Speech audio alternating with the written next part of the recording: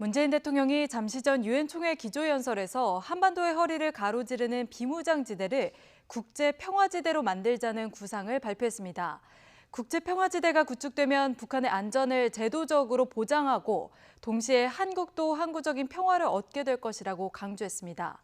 뉴욕 유엔 본부에 나가 있는 취재기자 연결합니다. 김도원 기자. 네, 뉴욕 유엔 본부입니다. 네, 문 대통령이 취임 세 번째 유엔 총회 연설에 나섰는데 DMZ를 국제 평화지대로 만들자고 제안했군요. 그렇습니다. 문재인 대통령이 1시간쯤 전에 유엔 총회 기조연설을 마쳤습니다. 이번 연설에서 문 대통령은 비무장지대 DMZ의 국제평화지대라는 새로운 구상을 발표했습니다. 국제평화지대가 구축되면 북한의 안전을 제도적으로 보장하고 동시에 한국도 항구적인 평화를 얻게 될 거라고 의미를 부여했습니다.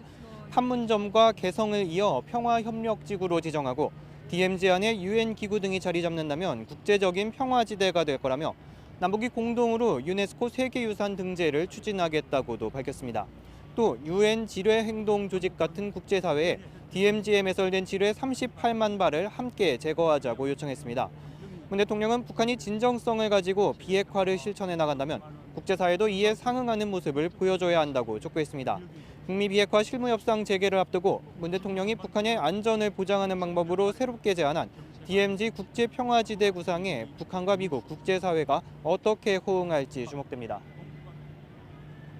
자, 이번 연설에서 문 대통령이 한반도 비핵화 문제를 푸는 3원칙도 제시했습니다. 북한에 대한 안전보장도 언급했죠. 그렇습니다. 한반도 문제의 해결을 위한 변함없는 3가지 원칙도 천명을 했습니다. 문 대통령은 먼저 한반도에서 두 번 다시 전쟁이 있어서는 안 되고 완전한 종전을 이뤄야 한다면서 전쟁 불용 원칙을 밝혔습니다. 또 대화가 진행되는 동안에 모든 적대 행위 중단 등 남북한 상호 안전 보장 원칙, 남북이 함께하는 평화 경제를 통한 공동 번영의 원칙도 재천명했습니다.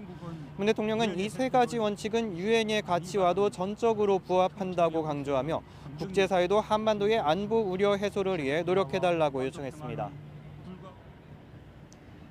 네, 일본 정부의 무역 규제에 대한 우회적인 비판도 읽을 수 있었습니다. 어떤 부분이죠? 예, 문 대통령은 일본의 강제징용 피해자 배상 거부와 무역 보복 조치에 대해서도 완곡하게 비판했습니다. 일본을 직접 거론하지는 않았지만 내용을 들어보면 일본에 대한 지적으로 해석할 수가 있습니다. 문 대통령은 식민 지배의 아픔을 딛고 자유무역의 경쟁 질서를 기반으로 발전한 동아시아의 경험을 언급했습니다. 그러면서 자유롭고 공정한 무역의 가치를 지키며 협력할 때 우리는 더욱 발전해 나갈 수 있다면서 과거에 대한 일본의 진지한 성찰을 촉구했습니다. 지금까지 뉴욕 유엔 본부에서 YTN 김도원입니다.